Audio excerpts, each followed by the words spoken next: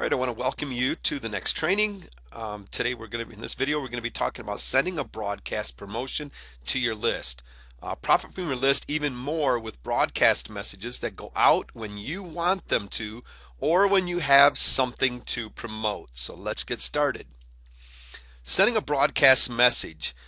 Broadcast message is nothing basically more than a scheduled sending where you're going to schedule when the message goes out. Where your follow-up messages, you're going to have them all queued up, ready to go one after another in the sequence that you are setting them up. A broadcast message is going to be more scheduled. Broadcast messages that you set up operate independently of any other autoresponder email or follow-up series message that you may already be sending or have scheduled to send. So if you have follow-up messages already set up or other broadcast messages set up, you can set up another broadcast message and it will not interfere with anything that is already queued up ready to go. So there's no fear of that. Follow-up messages are sent in sequence, one after another. Broadcast messages are sent once at a specific date and time, and then you would write another one and you would queue that one up. You could, let's say you were getting ready to go on vacation and you had a big product launch coming up, and over during that time that you're going to be gone, you could get that email all queued up, set up, ready to go out during, and set the time and the date when you want that email to go out. So it goes out on time and you don't have to worry about it. You can enjoy your vacation. So you basically can schedule when you want it to go out and the time that you want it to go out. Create a time, date specific email broadcast and schedule its sending. Send repeat email broadcasts to reinforce your message. You've probably seen this done a lot during product launches where somebody promotes a product and for a week straight you're getting emails about a product that's being launched. This is reinforcing the message. They're going to be writing specific broadcasts. A lot of times you will, we call them like an email blast, where during getting ready for a webinar, you might schedule a series of emails to go out in your broadcast messages that is talking about the webinar over a 3-day period, which seems to be very effective. Most people will test this to find out exactly what works with their list, and you're going to have to do the same thing to find out what's working with your niche market, your list, to find out what they're accepting. But you'll see a lot of these email blasts go out and they're basically reinforcing the message. A broadcast message use. You can use them for sending out newsletters. So let's say you have a weekly newsletter, maybe a monthly newsletter that you can schedule ready to go out. You could also schedule the newsletters in your follow-up to go out monthly as well. But maybe you have a special edition that you want to send out in between your scheduled ones. So you could use a broadcast message for that. Your own product offers. If you have a product that you just created and you want to start getting it out to your list, you would use a broadcast message. An affiliate promotion, where an affiliate contacts you to promote a product for them. You see this done all the time in your own inboxes, where you see basically somebody recommending somebody else's product. Content messages, where you just want to strictly send out content, maybe something that you discovered that day or whatever, how to use, and you want to share it with your list. All sorts of great uses there. A direct to new blog post. So maybe you wrote a blog post and you'd like to get some traffic to that blog post, get some eyes reading that. You can send out to your list, and this is the importance of list building here, is to get this list so that you've got that traffic, that you've got control of the traffic. So when you need traffic, you've got it. But you could direct your list, send them an email saying, hey, I just wrote a blog post, let them know what's going on in it, the benefits of reading the blog post, and all, to get them to go read. So you're not going to want to tell them the whole blog post that you wrote, but maybe some details about it to get their curiosity up enough to go to the blog. Maybe to get them to interact with comments on it. For a seasonal message, during the holidays, you might want to use it to be sending out a seasonal message. Any other date and time specific mailings that you could think of, or just specifically for relationship building. The broadcast message has so many different uses that is capable of.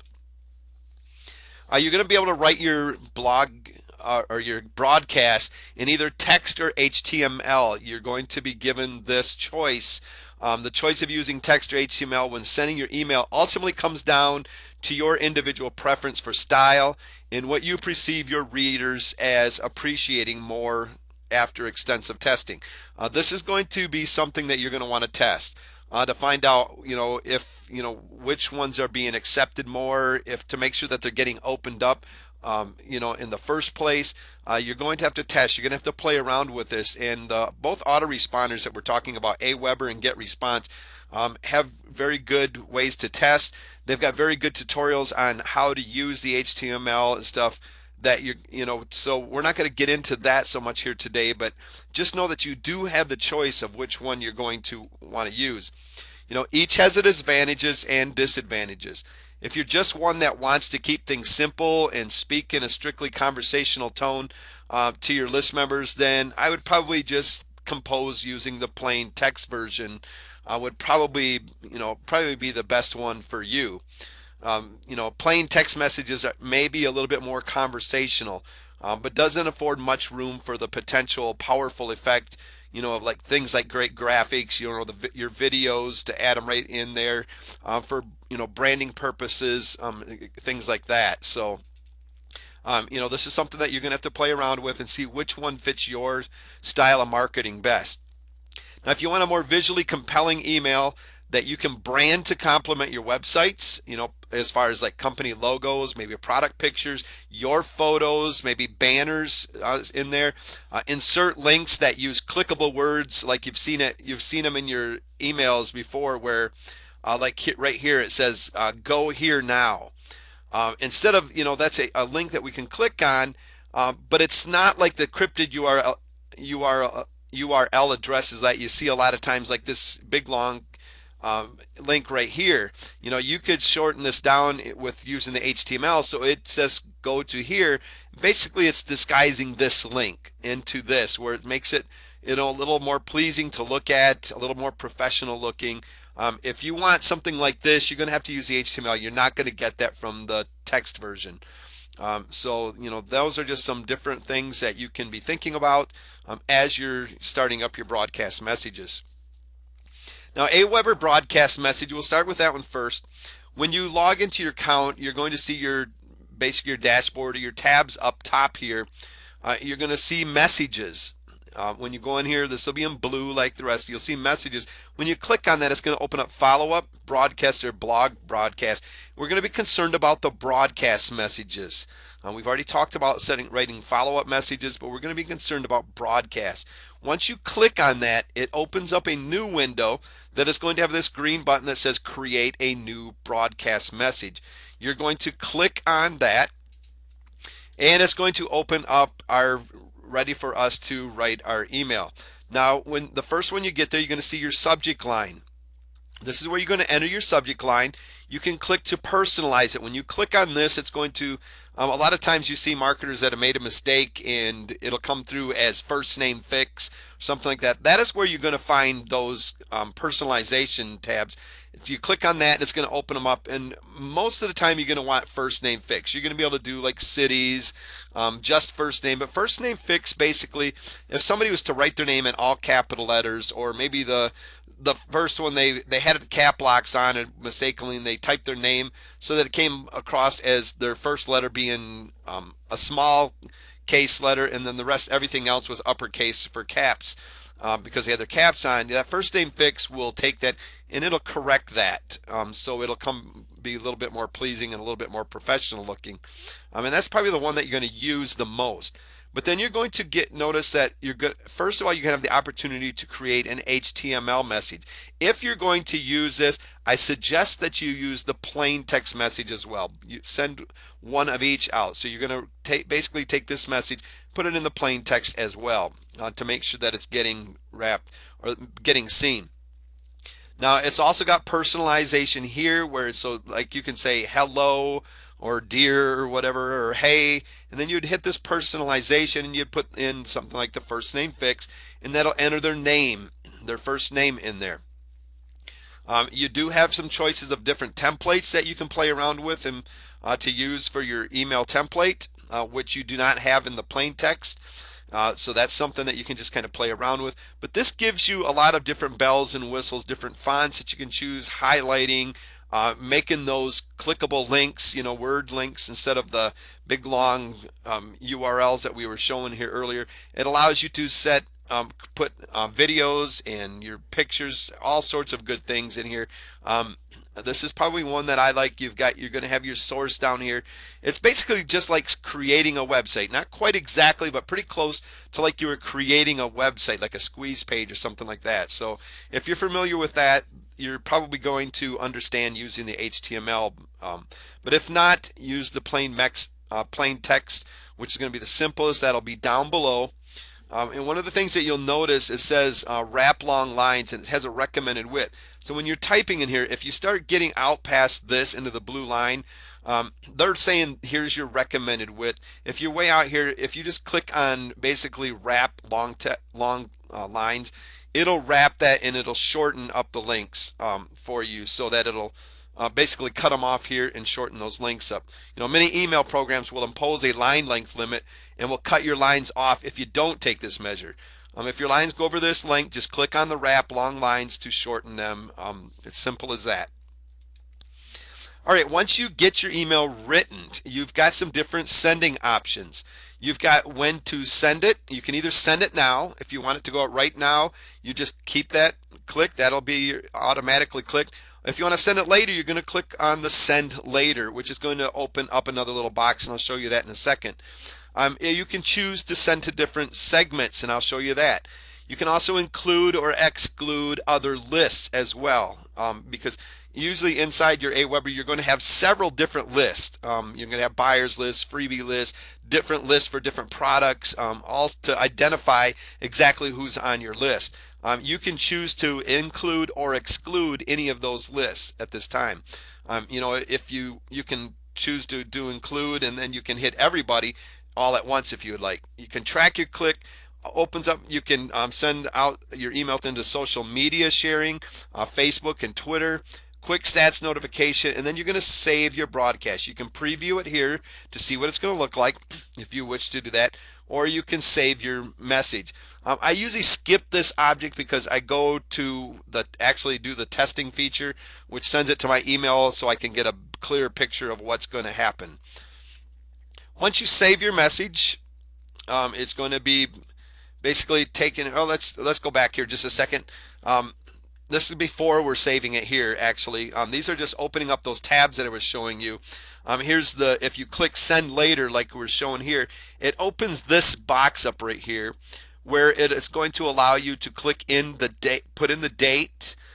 It'll open up another box where the little calendar will come down here for you to click on the date.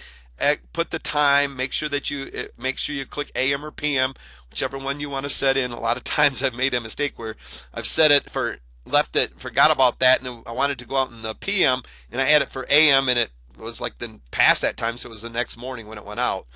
To send to different segments, you can open up, you can add, there's different places inside Aweber that you can create different segments to send out, but these are the default ones here. You can basically add in, you can send it out to the ones added in the past year, added in the past 30 days, added in the 7 days, added since yesterday, added today. Now, why would that be important? Let's say you sent an email out a week ago and you wanted to get it out again, but you really didn't want to send it to the same people, so you might be sending, you would send it to maybe those only added in the past 7 days for them to get a message. You wanted to get it out to all of the newer people, so you could choose something like that. Over here we've got where we're talking about include or exclude other lists. It opens up, if you click on this, it'll open up this box, and inside you can either include, if you click on this, it's going to click all of the lists that you have available. Over here you can exclude. You click this and you can choose which ones to exclude. So let's say, if you wanted to exclude this list, then it would exclude that one as well. But once we get our email saved, it's going to send you to this page right here, where you can create a new broadcast message if you wish to set up another one, but it's also got the one that you just saved. It's going to have your subject line here. It's going to tell you the date that you chose to send it and the time. Make sure that you're checking it. It's ready to go when you want it to. It's going to tell you who you got it. This one's set up for all subscribers. It's written in HTML. You can have it in HTML and text. And it's going to basically tell you that click tracking is on, and it's going to give you a spam count. Now, if this says a 1.7, which is going to be pretty generic number that you're going to get when you do it in HTML. But if this number here gets close to a 5, or especially above a 5, you're going to want to basically click on this number right here, and it's going to open up a page that is going to basically tell you what is being considered as spam in there, and it'll allow you to change it to try to get that score down. You want to have it below a 5. I don't even like getting close to the 5. I like to be down in the 2 or below, but under, anything under 5 is considered good to go. So that's just my preference. I like to keep it under a 2 or 3, somewhere in that area. But now it also gives you a thing if you want to copy this. Say you want to send this exact same email out, you can click copy and set it to go out at a different time and date whenever. So if you're going to send this exact same email out again. But here's the feature that I like. Instead of looking at it earlier, I click the test here, and it'll open up a box where it'll allow you to put your name and your email in that you want to send a test to. And then you will send that test, and then you will go to that email account, and you'll be able to open up the email to see exactly what it looks like. You can look for spelling, grammar errors, and stuff like that. You're also, have a spell check on as you're writing and stuff that will help you out as well. But you can kind of look to see how it's formatted, if it looks good in the email, so you can see what everybody else is going to be seeing. If everything looks good, you're going to come over here, and you're basically going to click on the queue. This is going to bring up a box that's going to say your email is going to be going out at this date and time. Is this what you want? And you click yes. If it's not, you just basically cancel, and you go fix whatever the problem is. Come back and queue it. Now, for any reason, if you just decide, if you forgot to queue it up and it's just sitting in here, it's got the little red X over here that you can use just to delete the email out of there and, create a new one if that's what you wish. So that's basically Aweber setting out a broadcast. It's really very simple. Aweber has great tutorials that'll teach you if you have any other questions on it. But it's very, very simple and self-explanatory as you're going through it. The next one I want to talk about, a get response broadcast message. It's a little bit different. It operates pretty much on the same kind of theory and basis, but it's just a little bit different. Some of the words they use are a little bit different. Once you get logged in, you're going to go to your dashboard. It's just kind of like the other one. The tabs are up at top, but you go into your dashboard, and you can create, click on create messages. You can go to messages here also, but this is your dashboard right here. Once it's opened up, here's what it is. You can click on create messages. Once you click on create messages, it takes you here where you notice it's a little bit different. We can send out the follow-up, but they call their broadcast a newsletter. So we're going to create a newsletter in this case. And this is going to be the broadcast. You click on that, sends us to the next page where it allows us to either write it in HTML or the text, plain text like we were talking about. You have both of these choices once again. Once we get in there creating our newsletter, we got our from line. It's going to tell you who it's from. You can add different from fields, and you can choose those at this time where you'd like it to come from. You've got your subject line. You can personalize it. Again, you can write it. We've got our long text lines and stuff. So if we start going outside of the line, the recommended area, we can do that, and it'll basically wrap it again. We can start out with hello, and personalize it with their first name or, whatever you choose there. So basically the same thing. Once it's done, we have the option to test it. We can add attachments. I don't recommend adding attachments to send out to your email. A lot of people don't trust them, and they're not going to open it if they see it with an attachment. It's going to go to spam or your junk folder with attachments. So I don't recommend that, but the option is there. You can test your email. It's basically going to allow you to send it to your email to see what it looks like there as well. You're going to have, other options down here.